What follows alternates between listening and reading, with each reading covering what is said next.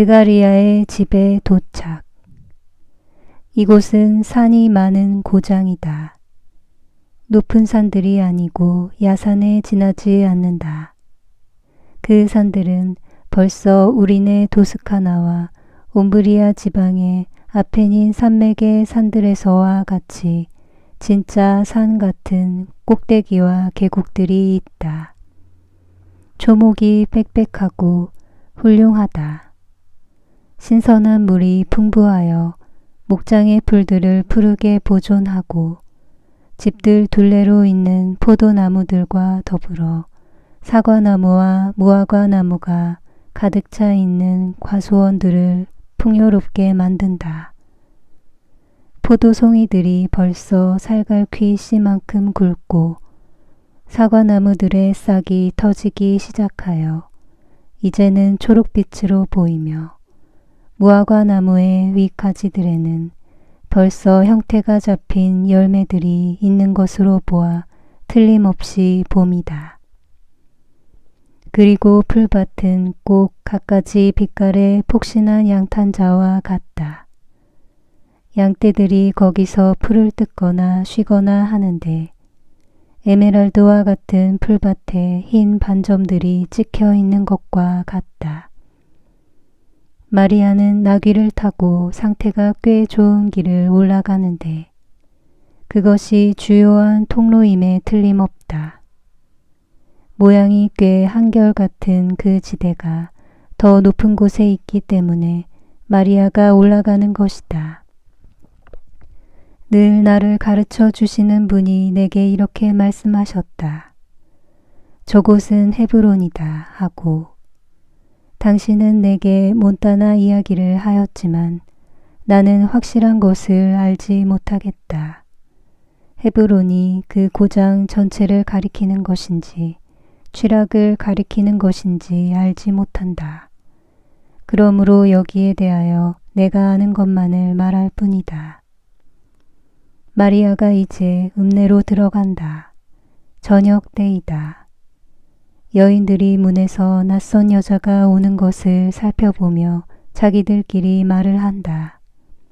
여자들은 낯선 여자를 계속 지켜보다가 그가 그 소도시 한가운데에 있는 가장 훌륭한 집 중에 하나 앞에 머무르는 것을 보고서야 비로소 안심한다. 집 앞에는 정원이 있고 그 다음에는 뒤와 주위로 손질이 잘 된 과수원이 있다.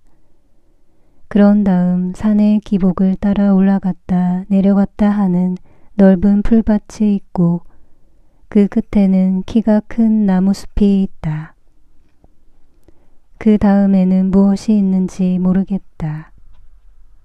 소유지에는 가시덤불과 들장미 나무로 된 울타리가 쳐져 있다. 나는 가시덤불과 들장미 나무들에 무엇이 널려 달려 있는지 구별하지 못하겠다. 그 덤불의 꽃과 잎들이 아주 비슷해서 가지 위에 열매가 맺히지 않는 동안은 틀리기가 쉽다. 집 앞쪽, 그러니까 마을을 향하고 있는 쪽에는 소유지에 낮은 흰 담이 둘러쳐져 있는데 지금은 꽃은 없지만 벌써 꽃봉오리가 맺힌 진짜 장미나무 가지들이 뻗쳐 있다. 가운데 쇠창살 대문이 있는데 닫혀 있다. 이 읍내 유지나 꽤 부유한 사람의 집이라는 것을 알아차릴 수 있다.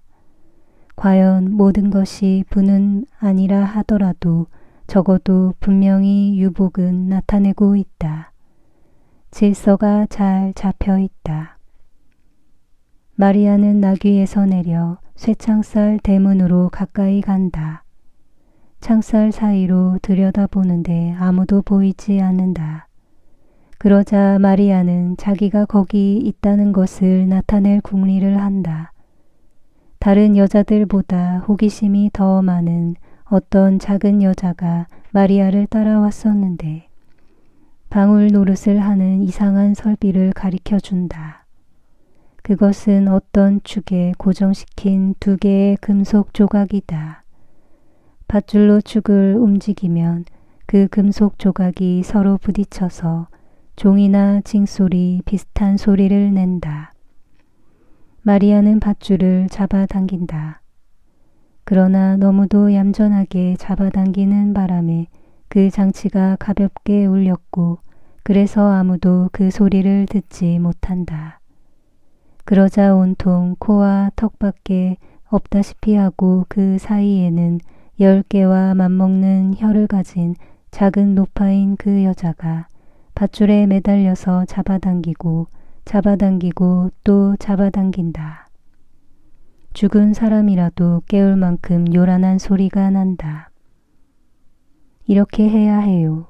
그렇지 않으면 어떻게 소리가 들리게 할 수 있소. 엘리사벳은 늙었고 지가리아도 늙었어요.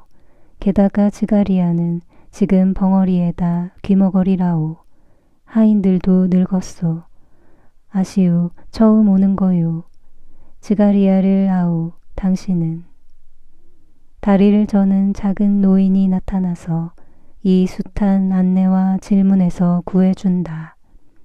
손에는 호미를 들고 허리에는 작은 낫을 차고 있는 것으로 보아 정원사이거나 농부인 모양이다. 그가 대문을 여니 마리아는 작은 노파에게 고맙다는 인사를 하면서 그러나 아이고 노파에게 대답은 하지 않은 채 들어간다. 호기심 많은 노파는 몹시 기대가 어긋났다. 안에 들어가자마자 마리아는 이렇게 말한다. 나는 나자렛의 요아킴과 안나의 딸 마리아입니다. 당신의 주인들의 사촌이지요. 작은 노인은 몸을 굽혀 인사를 하고 살아 하고 소리 지르기 시작한다. 노인은 쇠창살 대문을 다시 열고 마리아가 귀찮게 구는 작은 노파를 따돌리느라고 빨리빨리 안으로 들어왔고 정원사도 마리아와 마찬가지로 빨리 쇠창살 대문을 닫았었기 때문에 밖에 남아있는 나귀를 들어오게 한다. 그리고 나무를 끌고 들어오면서 말한다. 아, 이 댁에는 큰 행복과 큰 근심이 찾아왔습니다. 하늘은 아기를 낳지 못하던 마님께 아들을 주셨습니다. 지극히 높으신 분께 찬미를 드려야 할 일이지요. 그러나 지가리아님은 7달 전에 예루살렘에서 벙어리가 되어 돌아오셨어요. 그분은 손짓으로나 글을 써서 의사를 전달합니다. 그 소식은 아마 들으셨지요. 마님은 이 기쁨과 이 마음의 고통을 당하면서 아씨를 몹시 갈망하셨습니다. 사라와 함께 아씨 이야기를 자주 하시면서 이렇게 말씀하셨습니다. 내 귀여운 마리아가 아직 나하고 같이 있었으면, 마리아가 아직 성전에 있었으면 지가리아더러 마리아를 데려다 달라고 청했을 거야. 그렇지만 이제는 주님이 마리아를 나자렛의 요셉의 아내가 되기를 원하셨어. 마리아만이 이 마음 고통 가운데에서 내게 위안을 줄 수 있고 나를 도와 하느님께 기도를 드리게 할 수 있었을 거야. 마리아는 정말 착해서 성전에서도 모든 사람이 마리아가 떠난 것을 슬퍼하고 있거든. 지난번 축일에 내게 아들을 주신 데 대하여 하느님께 감사를 드리기 위해 지가리아와 같이 마지막으로 예루살렘에 갔을 때 마리아의 선생님들이 성전은 마리아의 목소리가 이 벽을 울리지 않게 된 다음부터 영광의 케루빔 천사들을 잃은 것 같아요 하고 말하는 것을 들었어 하고 말입니다. 사라 제 아내는 가는 귀가 먹었지요. 그렇지만 이리 오세요. 제가 안내해 드릴 테니 오세요. 사라 대신에 집 한편 옆구리에 있는 층계 꼭대기에 반백이 넘는 머리에 주름이 많은 꽤 나이 많은 여인이 나타난다. 그 여인의 속눈썹과 눈썹이 아직 검은 것으로 보아 머리가 아주 검었을 것이며 또 아주 짙은 갈색 머리였을 것임은 그의 얼굴 빛깔로 분명히 알 수 있다. 그의 분명한 늙음과 이상한 대조를 이루며 그의 임신은 헐렁한 옷을 입었는데도 잘 나타나 있다. 여인은 손짓을 하면서 내려다본다. 엘리사벳은 마리아를 알아보았다. 엘리사벳은 놀라고도 기쁜 오 소리를 지르며 팔을 하늘로 들어 올리면서 할 수 있는 대로 걸음을 재촉하여 마리아에게 마주 온다. 항상 거동이 조심성 있는 마리아도 사슴 새끼와 같이 잰 걸음으로 뛰기 시작하여 엘리사벳과 동시에 층계 밑에 이른다. 마리아는 그를 보고 기뻐서 우는 사촌 언니를 짜릿한 환희를 가지고 가슴에 안는다. 두 여자는 잠시 얼싸하는 채로 있다가 엘리사벳이 고통과 기쁨이 섞여 있는 아 하는 소리를 내며 포옹에서 풀려난다. 그리고 자기의 푸른 배에 손을 갖다 댄다. 엘리사벳은 번갈아 창백해졌다 붉어졌다 하면서 얼굴을 숙인다. 엘리사벳이 몸이 불편한 듯이 다리가 후들거리므로 마리아와 하인이 붙잡아 주려고 손을 내민다. 그러나 엘리사벳은 잠시 마음속으로 정신을 가다듬은 것 같이 있다가 얼굴을 드는데 그 얼굴이 어떻게나 빛나든지 젊어진 것 같다. 엘리사벳은 마치 천사를 보는 듯이 미소를 지으며 존경하는 태도로 마리아를 쳐다보다가 몸을 깊이 굽혀 인사를 하며 말한다. 모든 여자들 가운데 가장 복되십니다. 태중의 아드님 또한 복되십니다. 엘리사벳은 이렇게 말한다. 두 구절을 완전히 떼어서 주님의 어머님이 당신의 종인 나를 찾아주시다니 어찌 된 일입니까? 문 안의 말씀이 내 귀를 울렸을 때 내 태중의 아기도 기뻐하며 뛰놀았습니다. 그리고 내가 당신을 껴안았을 때 주님의 성령께서 내 마음 저 깊은 속에서 지극히 높은 진리를 말씀해 주셨습니다. 사람의 정신에는 될 수 없을 것 같이 생각되는 것까지도 하느님께서는 하실 수 있다는 것을 믿으셨으니 정녕 복되십니다. 당신의 믿음 덕택으로 당신은 이 때를 위하여 주님과 선지자들의 예언이 당신께 예언하신 것을 이룩하게 하실 것이니 복되십니다. 야곱의 후손들을 위하여 태중에 가지신 구원 때문에 복되십니다. 내 아들에게 거룩하심을 가져다 주셨으니 복되십니다.